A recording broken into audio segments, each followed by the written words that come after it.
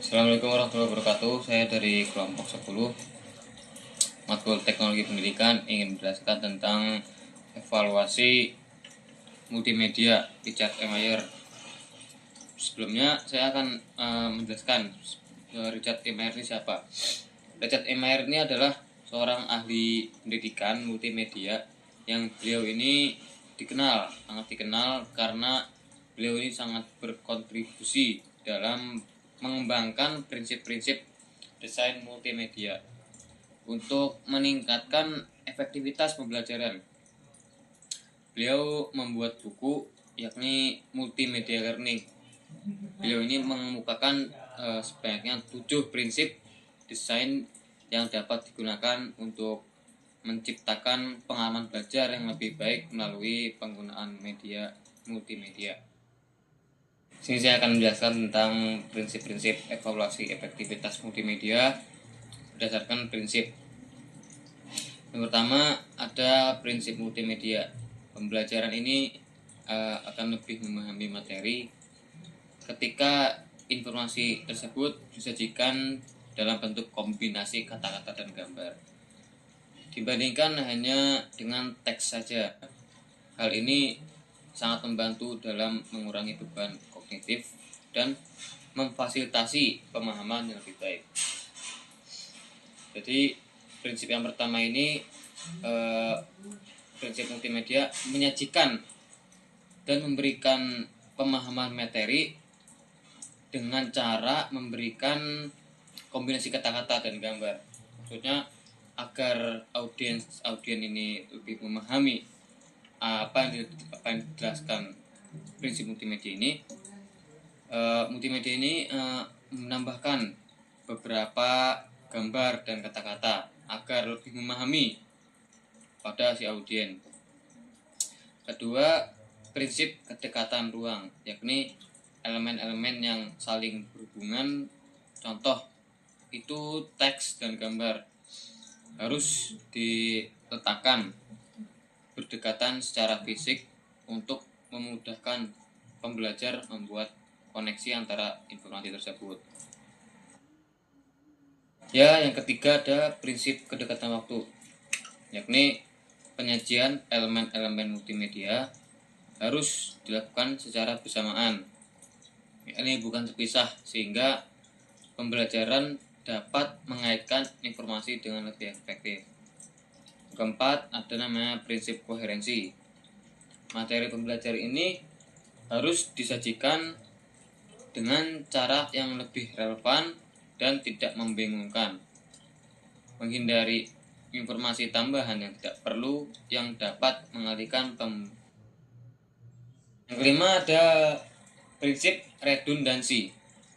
Ini menyajikan informasi dalam bentuk animasi dengan narasi audio itu lebih efektif daripada menambahkan teks tertulis pada animasi tersebut, karena hal ini dapat membebani saluran visual. Maksudnya beliau ini menambahkan dan menyajikan informasi dalam bentuk animasi gitu loh. Jadi prinsip ini menambahkan sebuah video untuk dalam bentuk animasi atau dalam bentuk edukasi kepada audiens tersebut. Yang terakhir ada prinsip perbedaan individual.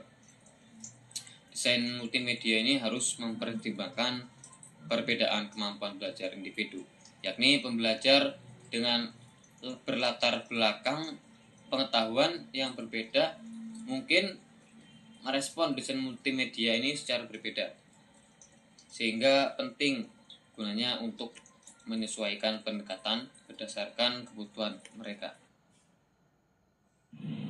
Baik, sebelumnya sudah dijelaskan bahwa evaluasi efektivitas multimedia itu menggunakan prinsip-prinsip yang sudah diterapkan, menekankan pentingnya merancang pengalaman belajar multimedia.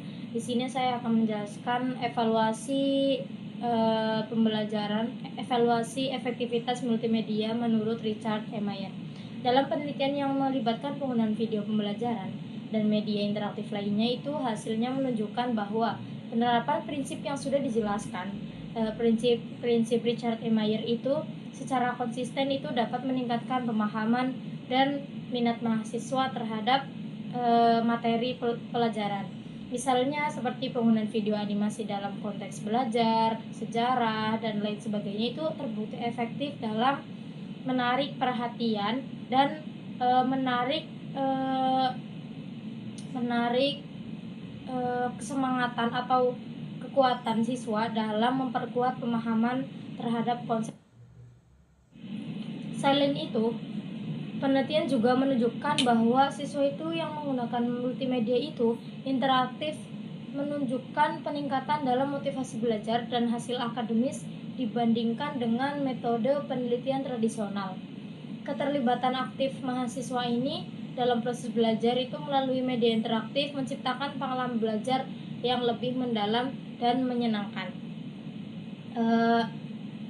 Secara keseluruhan, Mayer itu menekankan pentingnya pengalaman belajar multimedia yang dirancang yang dapat mengoptimalkan kemampuan kognitif pembelajaran, mengurangi beban mental, dan meningkatkan pemahaman serta retensi informasi melalui prinsip yang berbasis pada teori kognitif. Kemudian untuk evaluasi terakhir, secara keseluruhan, penerapan prinsip desain multimedia Richard E. Mayer itu terbukti efektif dalam meningkatkan kualitas pembelajaran.